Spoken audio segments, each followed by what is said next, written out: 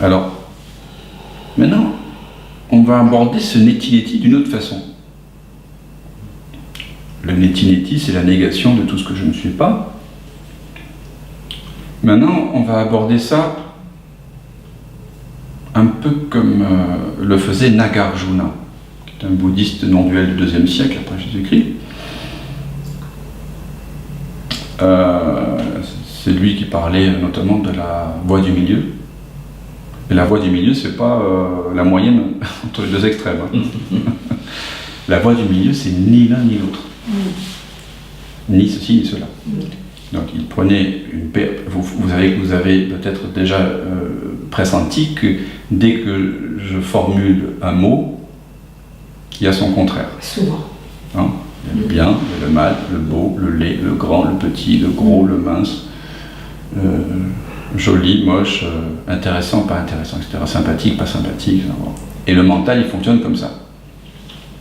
Donc nous fonctionnons comme ça avec des préférences. Le personnage est construit de préférences. J'aime, j'aime pas, j'aime, j'aime pas.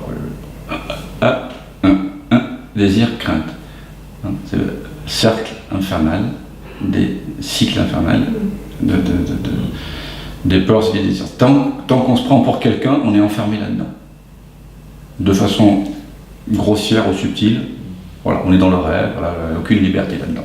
Parce que les désirs et les peurs, ils ne dépendent pas de nous, ils dépendent de l'éducation, de la génétique, de ce qu'on a mangé, de l'environnement dans lequel on est, de la culture, du prêtre, de l'imam, voilà. Et ça, on n'a aucune idée. Et des circonstances. Oui, voilà, les circonstances, les étoiles, les fourmis, les parfums des plantes, les saisons.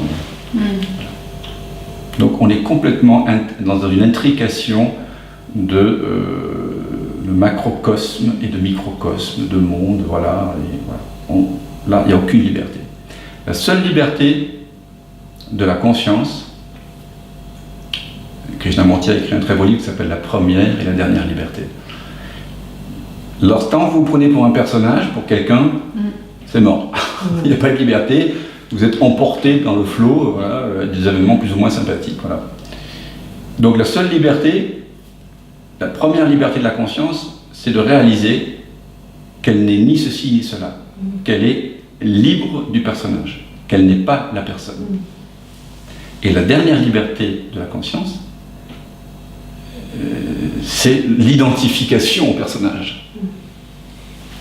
Parce que la conscience choisit quelque part librement de jouer avec quelqu'un. De jouer. Mais c'est un jeu. Et après, elle s'oublie dans son propre jeu. Donc on peut se rappeler à soi-même.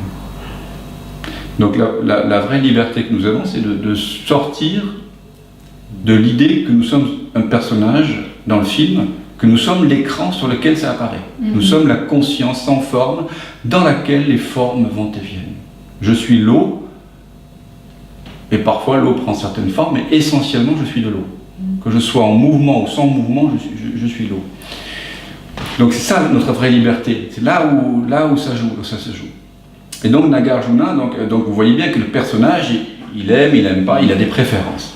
Tant qu'on est là-dedans, c'est foutu. Tant qu'on est avec des préférences, on ne vit pas la vie en tant que ce qu'on est vraiment. Parce que quand vous avez réalisé l'espace tout à l'heure, à travers les jeux de la vision sans tête, vous réalisiez bien que l'espace, il n'a pas de préférence. Il aime tout. Vous êtes sur un champ de bataille ou dans une salle de méditation, l'espace est toujours l'espace. Vous le pressentez.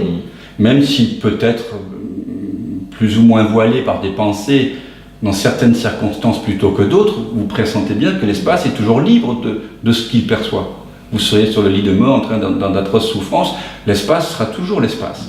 Vous êtes en train de faire l'amour, en train de sourire à un petit-fils ou au voisin, l'espace est toujours l'espace. Vous le pressentez. Après, il s'agit de le vivre.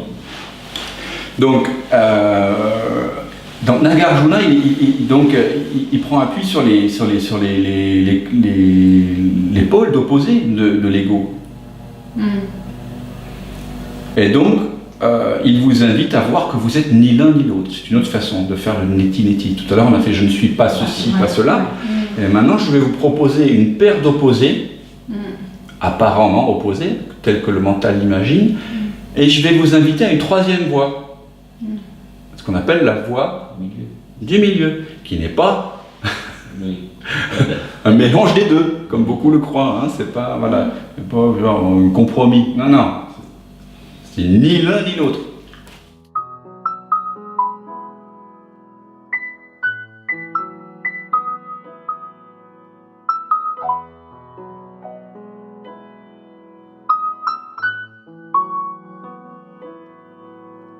Springing lights, summer rise, autumn leaves.